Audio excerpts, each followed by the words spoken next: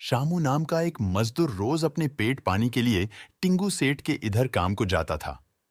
टिंगू सेठ का लकड़ी का धंधा था। उसमें शामू काम करता था। शामू सुबह घर से 8 बजे निकलता और शाम के 5-6 बजे घर आता था। सेठ ने एक बार शामू को ऑफिस में बुलाया और कहे, शामू, अपने यहाँ के जंगलों में खूब कम मात्रा में लकड़ियां मिल रही हैं, जो कि उसकी मार्केट में डिमांड बहुत है। तो क्या तुम मेरे लिए एक काम कर सकते हो? शामू बोला, बोलिए ना सेठ जी, क्या काम कर सकता हूं आपके लिए? तो सेठ बोले, कुछ ज्यादा बड्ढा नहीं, तुमको बजू के जंगलों में छानबीन करनी है। वहां इस प्रकार के पेड़िया है कि नहीं, सिर्फ वहीं देख के आना है। लेकिन इसमें कठिन यही था कि ये गांव में आफा थी कि वहां जाने वाला कभी वापस नहीं आता। लेकिन यह बात शामू को मालूम नहीं थी, तो उसने तुरंत ही हां बोला। शेठ बोले, ठीक है, कल तुम काम को शुरुआत करो।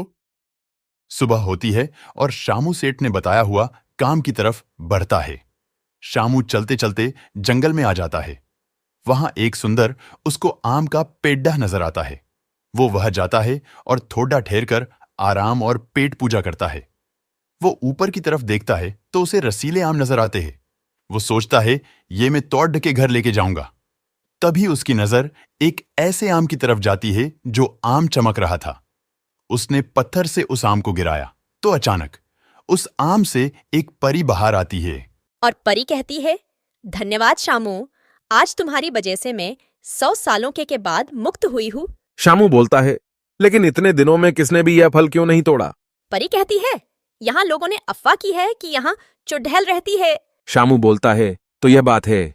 परी उसको खुश होकर एक मटका देती है, जो जादुई मटका होता है, जिसमें जो चीज एक बार डालोगे उसकी एक बीज तैयार होकर मिलेगी, जो बोने के बाद उसका पेड़ बनकर वह चीज पेड़ित में आएगी। शामू ये देखकर आश्चर्यचकित हो गया। परी अचानक गायब हो जाती है। शामू अपना काम छोड़ के घर आ जाता है। घर आने के बाद सबसे पहले वो उस मटके को देखता ही रहता है। उसको विश्वास ही नहीं था कि ऐसा कुछ होगा।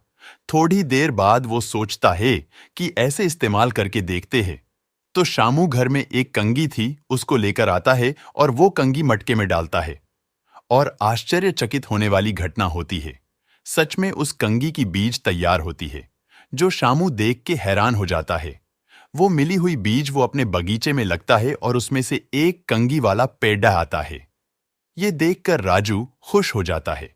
कुछ ही दिनों में शामू ये सब करके बहुत आमिर होता है। जैसे ही ये खबर परी तक आती है तो परी भी हैरान होती है। परी कहती है कि मैंने ये क्या कर दिया। मैंने राजू को एक भला और गरजू समझ के ये दिया था, लेकिन शामू इसका गलत इस्तेमाल कर रहा है। राजू को सबक तो सिखाना पड़ेगा। अब मटके को तोड़ने का सिर्फ एक ही रास्ता था कि परी को खुद मटके के अंदर जाने के बाद वो नष्ट हो सकता था। तो परी को एक योजना आई। वो खुद एक सोने का सिक्का बन गई और राजू के बगीचे में बीच में स्थित हो गई। सुबह सुबह शामू आता है और उस सिक्के की और उसकी नजर जाती है। शामू कहता है, वाह क्या बात है, आज तो लॉटरी लग गई। बस ऐसी की तो कमी थी, अभी तो मैं और आमिर बनूंगा। ऐसे कहकर राजू उसको उस जादुई मटके में डालता है और जैसे ही वो सिक्का मटके में जाता है, उसी समय मटके में बड़ा धमाका का हो जाता है, जिसकी वजह से राजू की पूरी दौलत नष्ट हो जाती है। आज की इस कहानी में सीखा, अहंकार बुरी चीज है जो सबको डूबती है।